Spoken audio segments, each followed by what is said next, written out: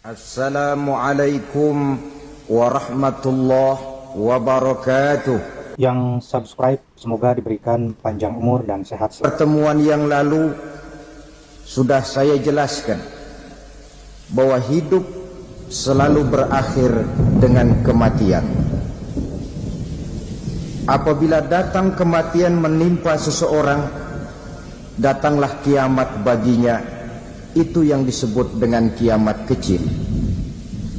Hakikatnya mati adalah perpindahan dari kehidupan di dunia ini menuju kehidupan di alam barzakh. Menunggu kita di alam barzakh sampai datangnya saat kiamat. Entah 10 tahun, entah 100 tahun, entah 1000 tahun, hanya Allah saja yang maha tahu. Adapun orang-orang beriman yang melakukan amal kebajikan dalam kehidupan di dunia ini, masa penantian yang lama di alam barzakh buat mereka sebentar saja. Tetapi bagi orang-orang kafir yang ingkar, yang tidak beriman kepada Allah, yang hidup di dunia cuma menumpuk-numpuk dosa, tentu penantian di alam barzakh akan merupakan waktu yang sangat lama. Bukankah dalam kehidupan kita waktu itu memang relatif? Contoh misalnya, bagi pemuda-pemudi yang sedang duduk asyik memadu cinta, waktu 4-5 jam saja rasanya cuma 4-5 menit. Tenggelam oleh keasikan.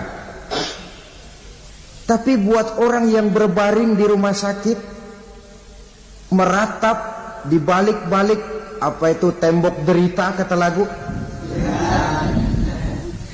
di balik dinding-dinding penjara, sehari bagai seminggu, seminggu rasa sebulan, sebulan boleh jadi rasa setahun. Penantian yang sangat lama. Kapan kiamat itu akan datang? Ini rahasia Allah. Jangankan kita yang orang awam, baginda Nabi sendiri tidak diberitahu oleh Allah kapan kiamat itu akan terjadi. Tetapi sungguh pun demikian, banyak hadis-hadis yang menjelaskan ciri atau tanda-tanda datangnya kiamat. Nah, kalau sudah bicara soal tanda kiamat itu ada dua.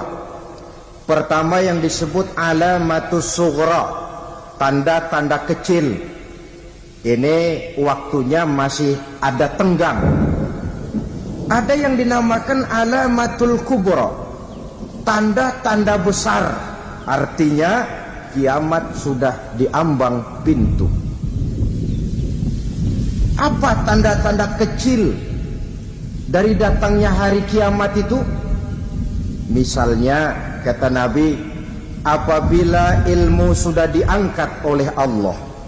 Artinya apabila ulama sudah banyak wafat, minat orang belajar agama berkurang, lalu kebodohan nampak merajalela di mana-mana, zina dikerjakan secara terbuka, minuman-minuman keras jadi kebanggaan, itu termasuk di antara tanda-tanda kecil terjadinya hari kiamat.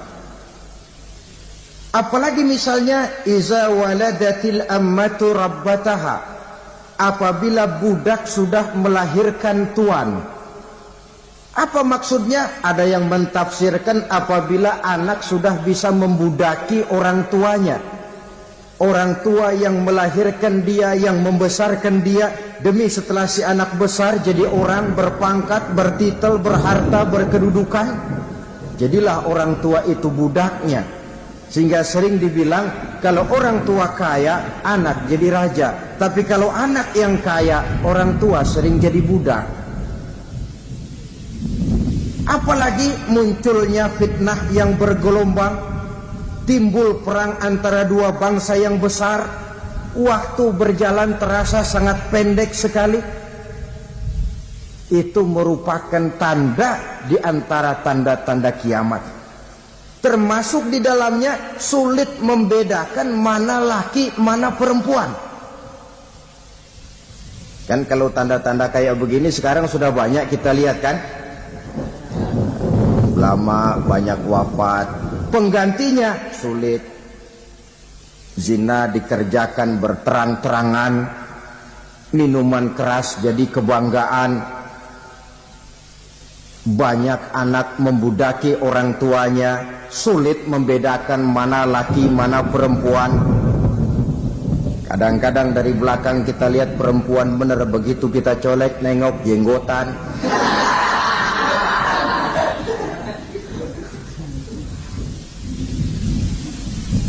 Ini termasuk tanda-tanda kecil, masih ada tenggang sampai akan terjadinya kiamat itu. Nah, yang dimaksud dengan tanda-tanda besar, ini tanda besar artinya kiamat sudah di ambang pintu. Pertama, matahari terbit dari sebelah barat.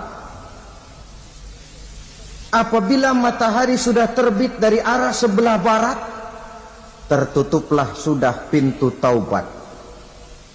Bersabda Nabi kita, la taqumus sa'atu hatta tatlu'a syamsu min maghribiha.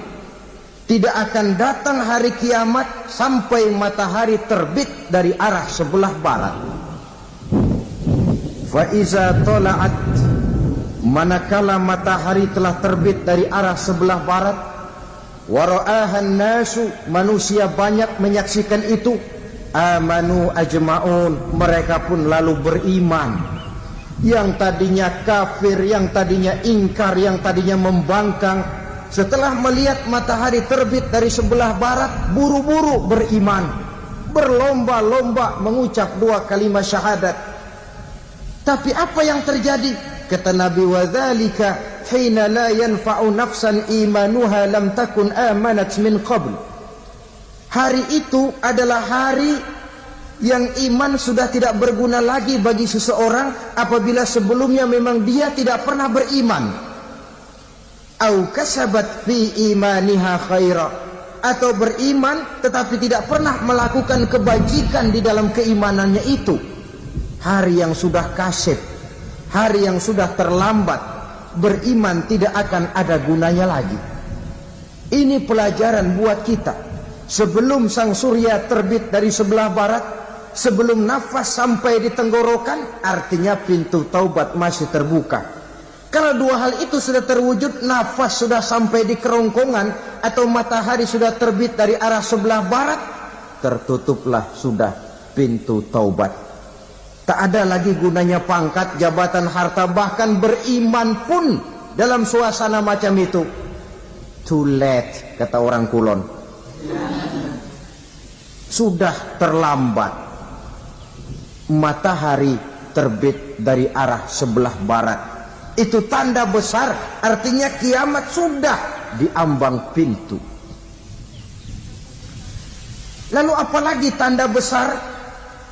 Munculnya Dajjal. Dajjal artinya pendusta-pendusta yang menyesatkan manusia. Ada dua macam Dajjal, saudara. Ada Dajjal kecil, Dajjal kelas teri. Kalau ini sejak zaman Rasulullah sudah ada itu. Tiap zaman ada. Di zaman Rasulullah misalnya ada yang bernama Aswad al-Unsi dari Yaman. Ada yang namanya Musailamah al-Kazzab dari Yamamah. Ada yang namanya Ibnu Sayyad dari Madinah. Ini Dajjal-Dajjal di zaman Rasul. Musailamatul Kazzab memproklamirkan diri jadi nabi dia. Di zaman Rasul masih hidup. Ini Dajjal zaman Nabi. Di zaman sahabat muncul Dajjal-Dajjal. Di zaman kita sekarang ini, dajjal-dajjal pun gentayangan. Dajjal-dajjal kelas teri. Kerjanya mendustakan manusia, menyesatkan manusia, memalingkan manusia dari jalan yang benar dan diridhoi oleh Allah Subhanahu wa ta'ala. Adapun yang merupakan tanda besar dari datangnya kiamat, dajjal-dajjal kelas kakap. Pembohong-pembohong besar yang menyesatkan masyarakat manusia berpaling dari jalan Allah mengikuti jalan mereka.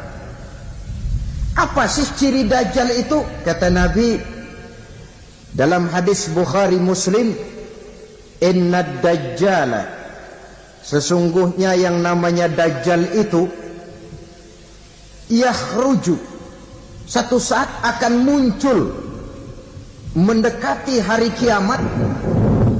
Wa inna ma'ahu ma'an, si dajjal ini membawa air. Wa naran, dan juga membawa api. Dua simbol. Di tangan yang satu dia bawa air, di tangan yang satu dia bawa api. Wa ammal ladzi yarahu an-nasu ma'an fanarun, adapun yang orang banyak lihat air, hakikatnya adalah api. Yang dilihat api, hakikatnya adalah air. Oleh sebab itu, kalau api yang ditawarkan, ambillah air. Kalau air yang ditawarkan, pilihlah api. Maksudnya apa ini? Ini bahasa simbol, saudara-saudara. Dajjal bicaranya seolah-olah untuk kepentingan manusia, menawarkan surga. Surga yang dia tawarkan hakikatnya neraka. Hai manusia, kalau kau mau bahagia, jangan dekat-dekat dengan agama. Sholat itu tidak efektif dan efisien, tidak produktif dari segi ekonomi itu. Menghadiri majelis taklim cuma buang-buang waktu. Tahajud, tasbih, tahlil, baca Quran, apa itu? Pekerjaan mubazir saja. Hidup ini cuma sekali, masa yang cuma sekali, manfaatkan dengan sebaik-baiknya. Mumpung. Dibawanya sifat mumpung, tetapi dalam pengertian yang sangat negatif. Bicaranya seolah-olah untuk kepentingan manusia, tetapi sebenarnya menjerumuskan manusia. Menawarkan air, tapi sebenarnya api. Menawarkan api, tapi hakikatnya air. Buat apa kamu sholat? Buat apa kamu bayar zakat? Buat apa kamu puasa? Surga yang dicanangkan dajjal, hakikatnya neraka. Neraka yang digambarkan dajjal, pada dasarnya adalah surga. Jadi memutarbalikkan fakta itu kerjaan dajjal. Yang hak jadi batil, yang batil dibilang hak, yang benar jadi salah, yang salah malah jadi benar. Tuntunan disuruh jadi tontonan, tontonan malah menjadi tuntunan. Itu pekerjaan dajjal profesinya. Zamannya Nabi Adam, dajjalnya kan iblis. Betul? Betul. Apa sih gang kerayuan iblis itu? Allah setelah menciptakan Nabi Adam kan bilang, Adam, kau dan istrimu Hawa tinggal di surga ini. Seluruh fasilitas yang ada di surga persilahkan kau nikmati. Satu yang tidak boleh, jangan coba-coba dekati pohon khuldi. Dekat saja jangan, apalagi sampai memetiknya. Datang dajjal yang namanya iblis ini. Adam, kamu tahu nggak kenapa tidak boleh makan buah khuldi? Ya nggak tahu, pokoknya saya dilarang.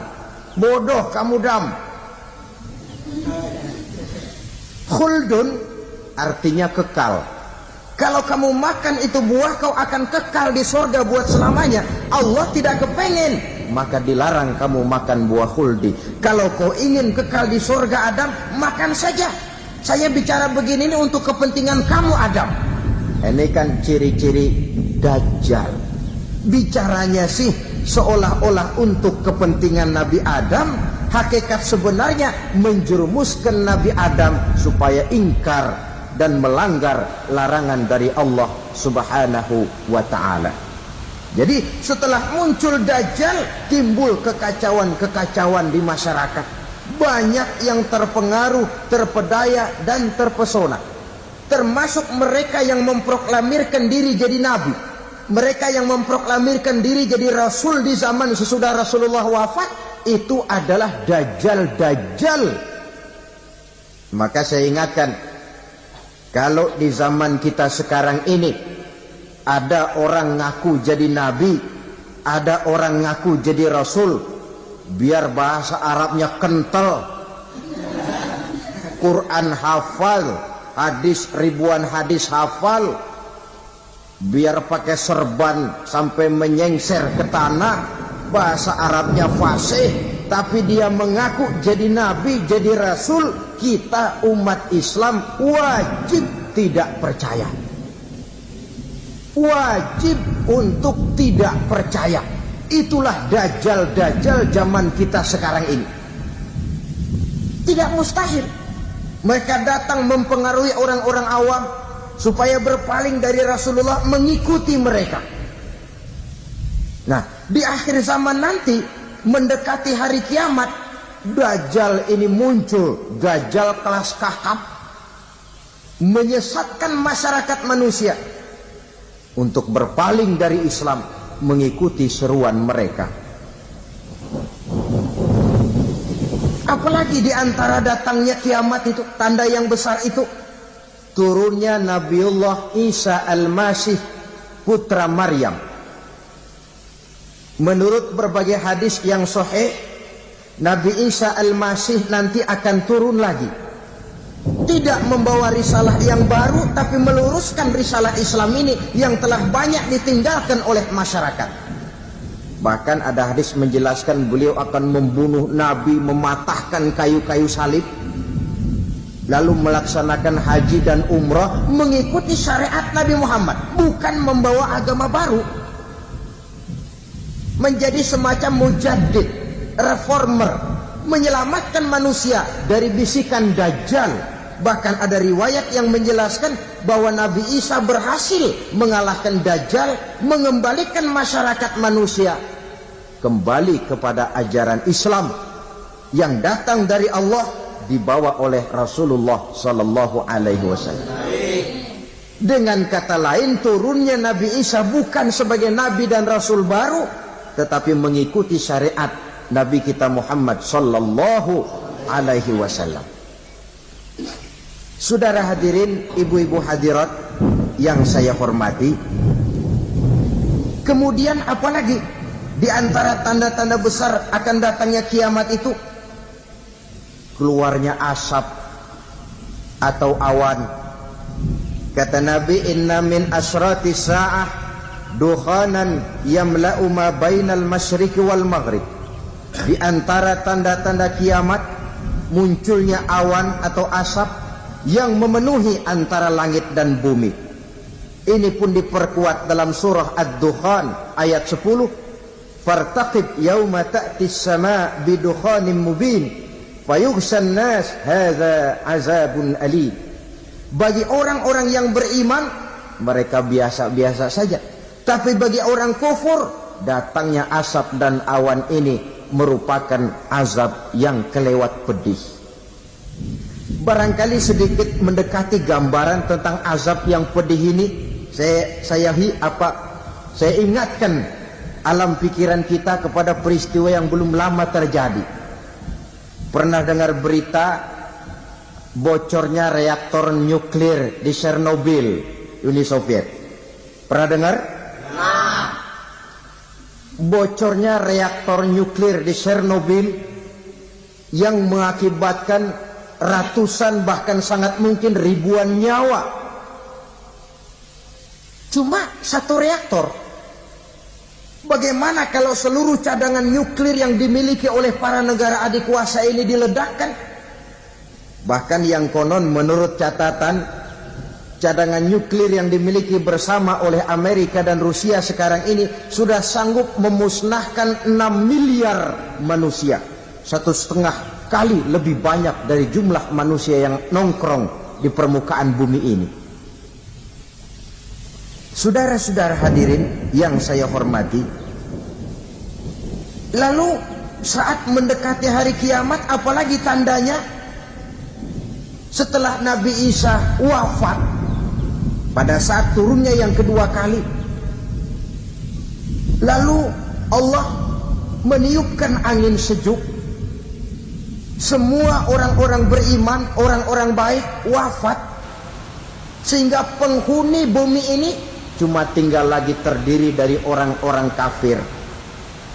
Tidak ada lagi di bumi ini yang bisa mengucapkan Allah.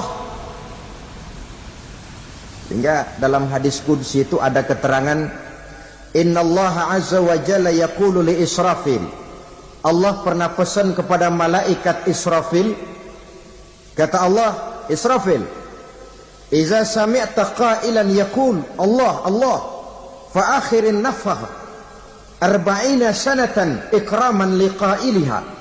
Hai Israfil, apabila kau dengar di permukaan bumi masih banyak orang yang mengucapkan Allah Allah, maka tunda sangkakala kiamat itu 40 tahun.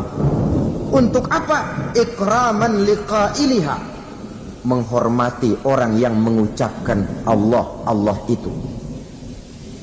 Wah, jadi karena sekarang masih banyak yang mengucapkan Allah, besar hatilah kita, masih jauh kiamat itu. Tapi jangan lupa, kiamat pribadi, kiamat kecil itu yang nggak kita sangka-sangka. Ajal datang mencabut nyawa, itu kiamat pribadi, dan itu yang pasti kita hadapi, dan itu yang membuat kita tidak boleh bersikap main-main di dalam kehidupan sekarang ini. Saudara hadirin yang saya hormati, tidak ada lagi orang-orang muslim, seluruh penduduk dunia ini kafir. Lalu terciptalah struktur sosial yang berlandaskan prinsip hidup semau gue. Bakal terjadilah prinsip di mana yang kaya menyantap yang miskin, yang kuat menindas yang lemah. Hidup sudah bagaikan di rimba belantara, berlaku hukum rimba, siapa yang kuat dia yang menang, siapa yang lemah menjadi mangsa. Timbul kekacauan, maksiat merajalela, munkarat menjadi-jadi, sehingga isi bumi ini penuh dengan segala macam perbuatan dosa. Tidak ada perlunya lagi alam diperpanjang temponya. Datang saat yang sudah dijanjikan oleh Allah Azza wa Jalla, maka terjadilah yang disebut kiamat kubra, kiamat besar, kiamat hancur-hancuran. Bagaimana kejadian ini dimulai? Dalam surah Az-Zumar ayat 68, Allah Subhanahu wa taala berfirman, wa nufikha fis-suri fasa'iqa man fis samawati wa man fil ardi illa man sya'allah. Maka manakala ditiuplah sangkakala, terkejutlah seluruh yang ada di langit dan seluruh yang ada di bumi. Bila saat kiamat datang, Allah perintah malaikat Israfil, Israfil, tiup sangkakalamu. Ditiuplah sangkakala oleh malaikat Israfil. Yang akibat daripada tiupan itu, seluruh yang ada di langit, seluruh yang ada di permukaan bumi terkejut. Yang ada di langit siapa? Malaikat kan. Bayangin aja kalau malaikat kaget, apalagi kita. Terkejut seluruh makhluk yang ada di bumi, yang ada di langit mendengar suara sangkakala itu. Bunyinya tidak sanggup kita bayangkan dahsyatnya. Ledakan nuklir, ledakan neutron, belum apa-apa ketimbang bunyi sangkakala malaikat Israfil ini. Nah, lalu mendengar bunyi sangkakala ini, gemparlah makhluk, kacaulah alam. Bumi gempa, planet-planet bertabrakan, gunung meletus, air laut tumpah ke darat, angin topan bertiup, halilintar menyambar. Lalu semua yang bernama hidup mati total. Mati bareng tanpa persiapan. La haula wala quwata illa billah. Saya kadang-kadang dalam tafakur bermohon, ya Allah, mudah-mudahan saya enggak nemuin kiamat beneran. Ngeri. Tidak bisa kita bayangkan macam apa suasana seperti itu. Allah saja banyak memberikan gambaran, misalnya Al-Qari'ah, wa mal qari'ah, wa ma adraka mal qari'ah. Kejadian yang menggemparkan. Tahukah kamu apa kejadian yang menggemparkan itu? Yauma yakunun nasu kal farasil mabsus wa takunul jibalu kal ihnil manfus. Pada saat itu manusia berterbangan bagai kupu-kupu. Gunung berterbangan seperti kapas ditiup angin. Gunung saja macam kapas, konon lagi manusia. Kematian total, mulai semut sampai gajah mati, jin mati, iblis mati, malaikat mati.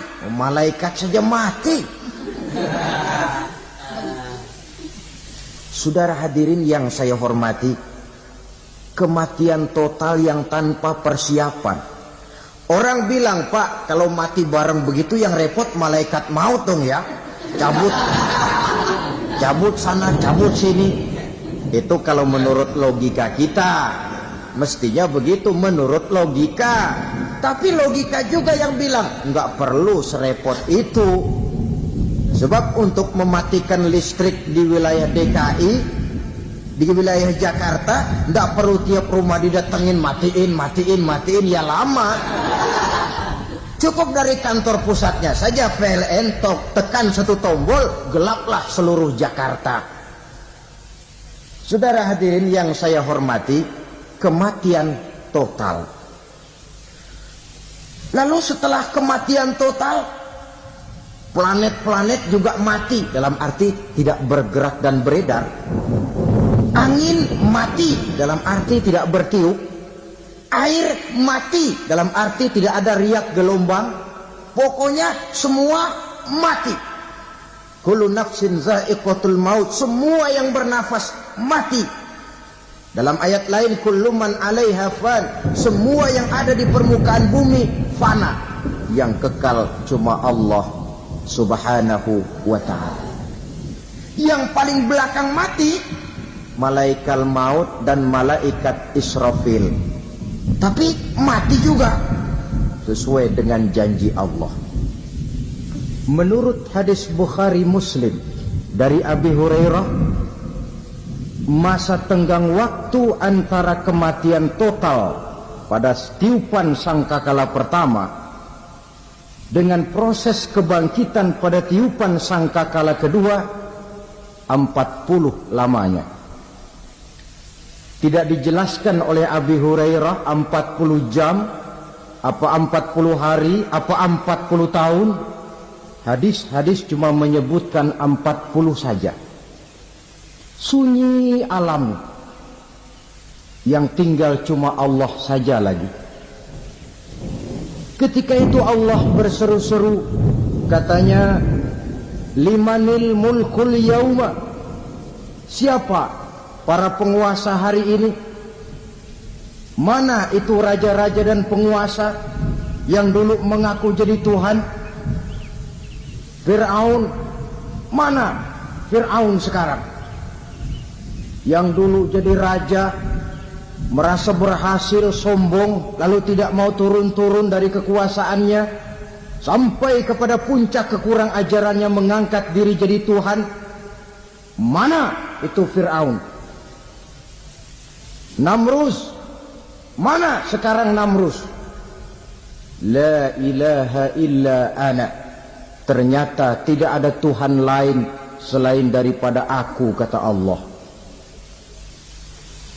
Proses kemudian, saudara-saudara, turunlah hujan dari langit. 40 lamanya hujan itu. Tidak jelas juga 40 jam apa 40 hari. Setelah air turun membasahi, datanglah tiupan sangkakala yang kedua.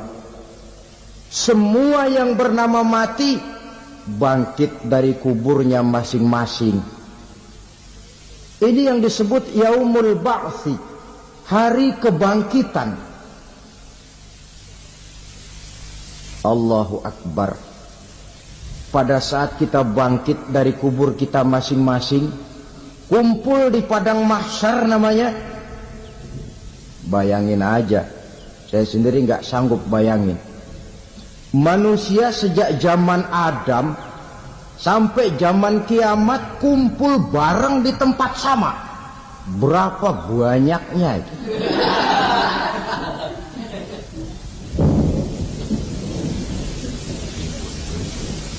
Dan yang luar biasa menurut satu riwayat, pada saat bangkit itu, Masya Allah, roman muka kita berubah,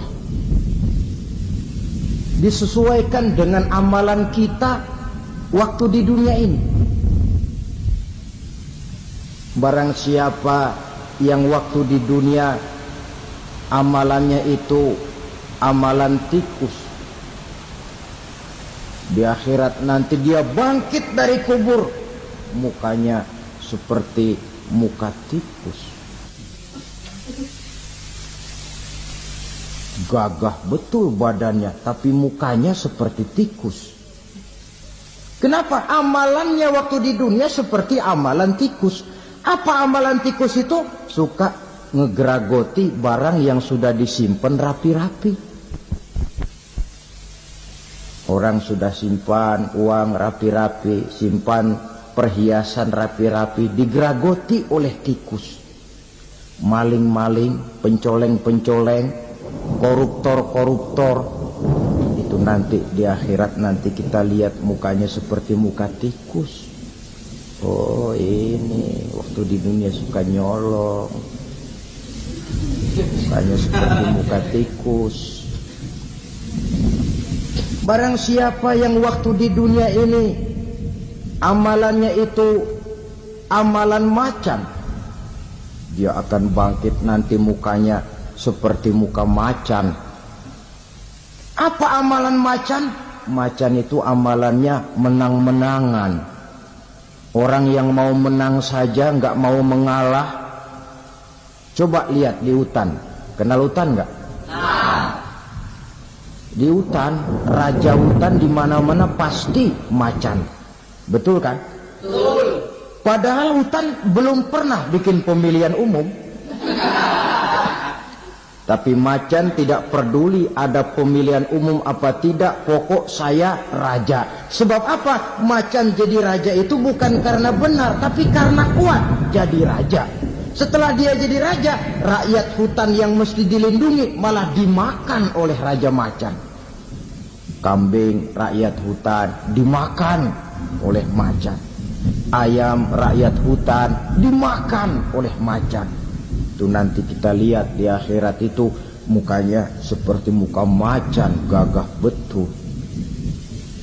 Lalu barang siapa yang di dunia ini amalannya itu seperti amalan anjing, nanti dia punya muka seperti muka anjing.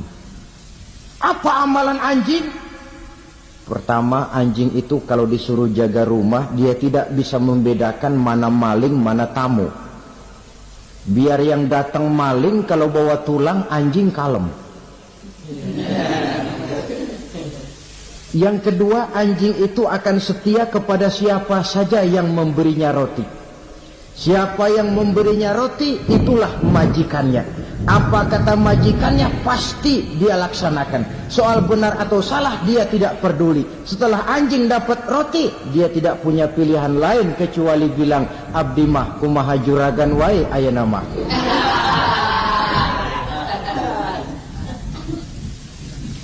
Saudara hadirin yang saya hormati,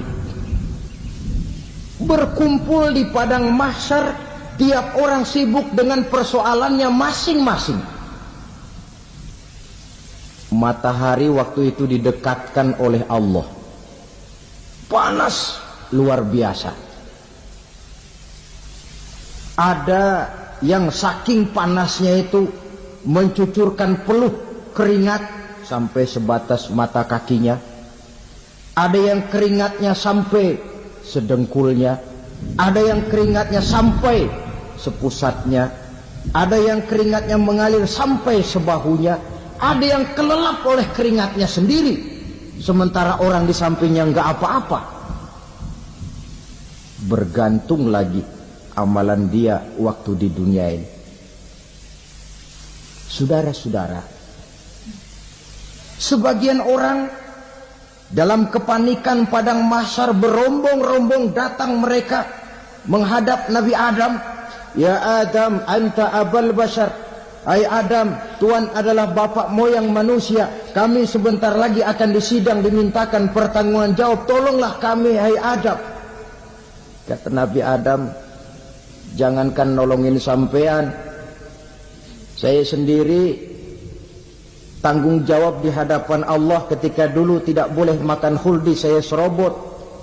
Sudahlah, urus diri masing-masing saja, nafsi. Begitu kata Nabi Nuh, begitu kata Nabi Ibrahim. Tiap orang bertanggung jawab sendiri-sendiri. Ketika itulah saudara-saudara, nikmatnya menjadi umat Nabi besar Muhammad sallallahu alaihi wasallam. Sebab apa? Walaupun menurut abjad kita ini umat paling belakang, kan paling belakang kita ini toh, karena Nabi Muhammad adalah Nabi akhir, tapi akan dihisap lebih dulu, lewat di atas sirat lebih dulu, masuk surga lebih dahulu ketimbang umat-umat belakangan. Ketika Rasul mendekati ajal, beliau tanyakan itu kepada malaikat Jibril. Malaikat Jibril berkata, Muhammad jangan khawatir, Allah sudah berjanji, inni haramtul jannata ala sairil anbiya hatta tadkhulaha anta wa haramtuha ala sairil umami hatta tadkhulaha ummatuka. Surga aku haramkan buat seluruh nabi kecuali kalau engkau Muhammad sudah masuk ke dalamnya, dan surga aku haramkan buat seluruh umat kecuali kalau umatmu Muhammad sudah masuk ke dalamnya. Logikanya, walaupun menurut abjad kita umat paling belakang, bakal dihisab paling dulu, lewat di atas sirat paling dulu, masuk surga paling dulu, kalau mampir ke neraka juga paling dulu. Ya resiko. Jangan mau enaknya aja paling dulu. Saudara hadirin yang saya hormati, setelah masa kebangkitan itu jangan dikira begitu bangkit langsung diperiksa. Masih menunggu menanti ribuan tahun perhitungan padang mahsyar untuk sampai kepada proses yang disebut yaumul hisab, hari perhitungan. Seorang demi seorang bakal dipanggil. Bayangkan saja, kita se-RT saja di absen, kadang-kadang perlu waktu lama. Ini manusia sejak zaman Nabi Adam sampai datang hari kiamat, satu demi satu disidang di hadapan Qadhi Rabbul Jalil. Status sosial copot sudah waktu itu. Yang pernah jadi hartawan di situ tidak lagi kelihatan kehartawanannya. Yang pernah jadi jenderal tidak lagi dipanggil jenderalnya. Yang ustadz tidak lagi dipanggil al-mukarramnya. Seluruh status sosial selesai. Dipanggillah kita seorang demi seorang menghadap Qadhi Rabbul Jalil. Bagaimana proses penghisaban itu? Pertama, proses tanya jawab. Di antaranya ada hadis menyatakan, lan tazula qadama 'abdin yaumal qiyamah hatta yus'ala an arba'i khisalin. Besok di hari kiamat tidak akan bergeser telapak kaki seorang hamba sampai dia ditanya lebih dulu tentang 4 persoalan. Tentang ilmunya, kemana ilmu itu diamalkan. Tentang umurnya, di mana umur itu dihabiskan. Tentang masa mudanya, kemana masa muda itu dipakai. Tentang hartanya, dari mana harta itu didapat dan kemana harta itu dibelanjakan. Ini termasuk proses tanya jawab. Jadi kalau istilah pengadilan dunia, nama Fulan bin Fulan. Kamu waktu di dunia diberikan umur panjang untuk apa? Pernah mengalami masa muda, kemana kau habiskan masa remajamu? Kau diamanahkan ilmu, dengan apa ilmumu kau amalkan? Kau diberikan harta, dari mana harta kau dapat, kemana kau belanjakan? Tak seorang pun yang bisa mungkir. Sebab apa? Dikala itu yang menjadi saksi bukan orang. Yang menjadi saksi adalah seluruh anggota badan kita. Tangan bicara, kaki jadi saksi terhadap seluruh amalan yang pernah kita kerjakan pada saat kehidupan di alam dunia ini. Selesai proses tanya jawab, lalu diperlihatkan buku catatan kita waktu hidup di dunia ini. Jangan lupa Allah itu menyiapkan 2 superkomputer kepada kita. Sebelah ditempelin sebelah kanan, yang sebelah tempelin di sebelah kiri. Komputer itu namanya Raqib dan Atid. 2 malaikat yang apabila baik kita lakukan, refleks saja akan menulis kebajikan kita. Jahat kita kerjakan akan tertulis. Catatan itu nanti diperlihatkan kepada kita. Waduh, alangkah malunya pada saat diperlihatkan catatan kita, buku rapot kita merah melulu. Barangkali diperiksa sambil diomelin, brengsek lo. Buku merah melulu begini bagaimana waktu hidup di dunia? Tidak cukup diperlihatkan buku catatan kehidupan, rekaman kehidupan. Rekaman kehidupan kita secara utuh sejak terlahir sampai ajal datang merenggut nyawa. Barangkali mirip dengan video sekarang ini, di mana terekam dengan baik seluruh kegiatan kita sejak yang sekecil-kecilnya sampai kepada yang sebesar-besarnya. Untuk kemudian kita pun menerima balasan. In khairan fa khairun wa in syarran fa syarrun. Kalau baik ya baik balasannya, kalau jahat ya jahat juga balasannya. Catatan-catatan kita diberikan. Kalau banyak kebajikannya diberikan di tangan kanan dengan cara yang halus. Kalau banyak kejahatannya diberikan dari sebelah kiri atau dilempar dari belakang. Itulah sebabnya sejak di dunia ini kita sudah mohon kepada Allah. Ketika berwudu membasuh tangan kanan, apa kita bilang? Allahumma a'tini kitabi biyamini wa hasibni hisaban yasira. Ya Allah, berikan saya kitab di tangan kanan, dan kalau saya memang perlu dihisab, hisablah saya yang seringan-ringannya. Tangan kiri berlindung kita kepada Allah. Jangan sampai diberikan kitab di tangan kiri atau dari arah sebelah belakang. Wa'udzubika an tu'tiya kitabi bishimali aw min wara'i zuhri. Dari arah sebelah belakang. Na'udzubillah min dzalik. Setelah selesai lewat proses penghisaban, lewat mizan, timbangan, maka yang sudah selesai dihisab itu bergeraklah menuju sirat, jembatan yang terbentang menuju surga melalui neraka. Saudara-saudara, panjangnya perjalanan sirat itu memakan waktu ratusan tahun. Tetapi orang yang lewat di atas sirat pun macam-macam, bergantung amalannya ketika di dunia ini. Ada yang lewat di atas sirat itu kal barqil khatib, seperti kilat yang menyambar, sudah sampai dia di surga. Cepat bukan main.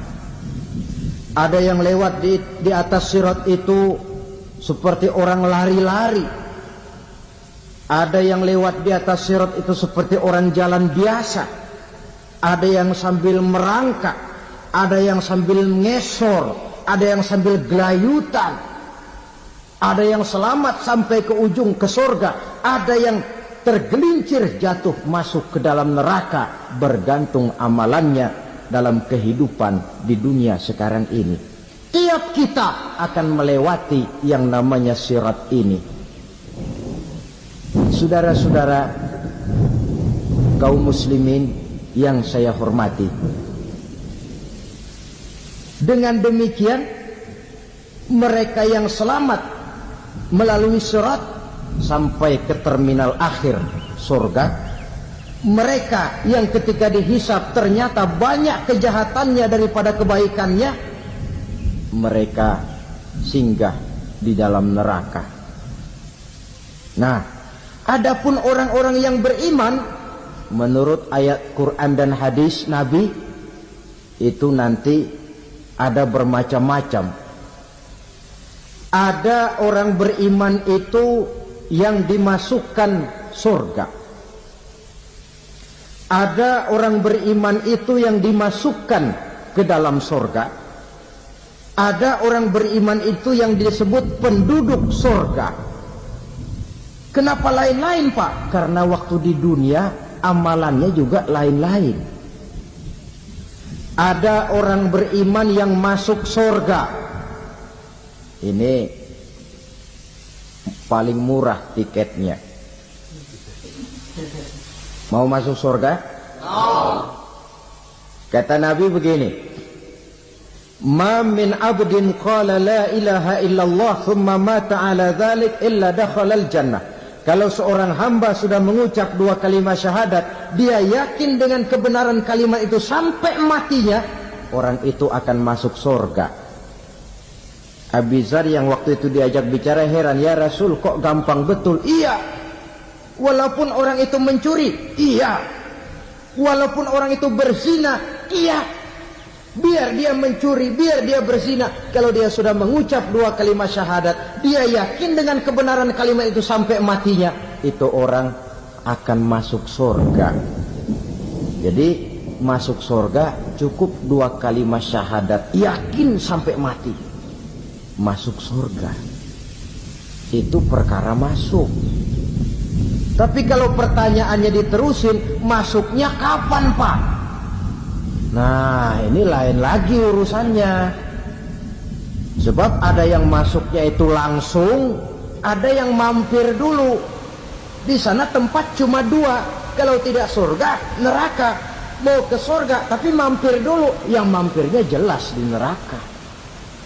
Kenapa? Dalam hadis qudsi ada riwayat, nanti itu di akhirat, setelah Allah selesai mengatur penduduk surga masuk surga, yang neraka masuk neraka, Allah berkata kepada malaikat Malik, malaikat Malik, labaik ya Allah, itu bajingan-bajingan tengik, manusia-manusia durjana yang waktu di dunia tidak mau sujud, jauh dari ulama, gemar melakukan yang munkarat dan maksiat, hidup di tengah masyarakat selalu jadi bibit keonaran, kufur, sudah masuk neraka semua.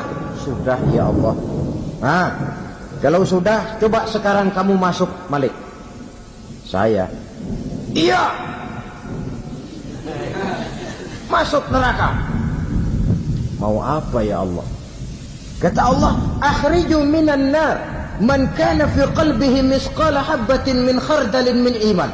Kau masuk neraka, cari di dalam neraka orang-orang yang ada imannya walaupun kecil sebesar biji zarah, angkat mereka keluar.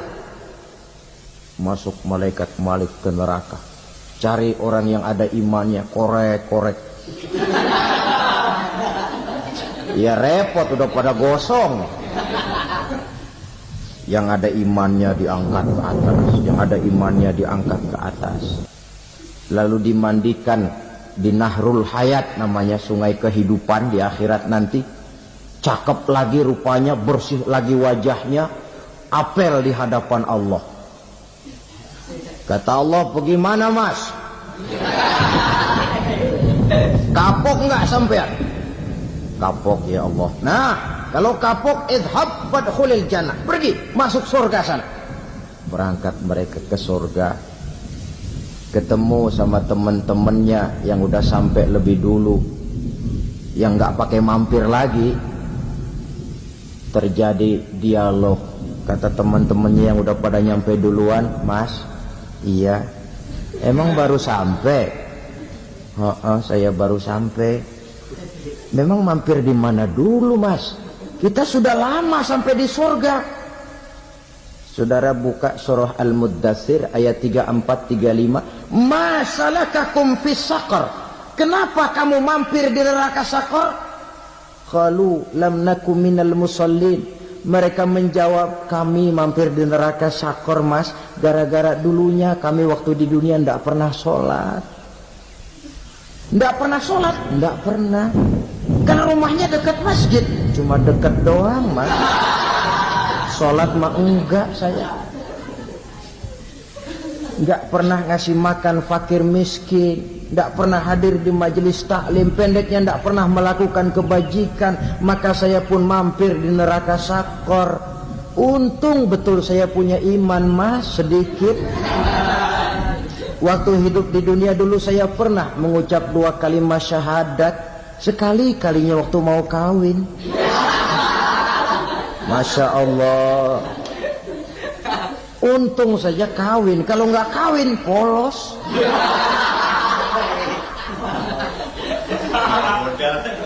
Itu juga pengulu sudah setengah mati ngajarin. Asyhadu alla, asyaduaan, asyaduaan.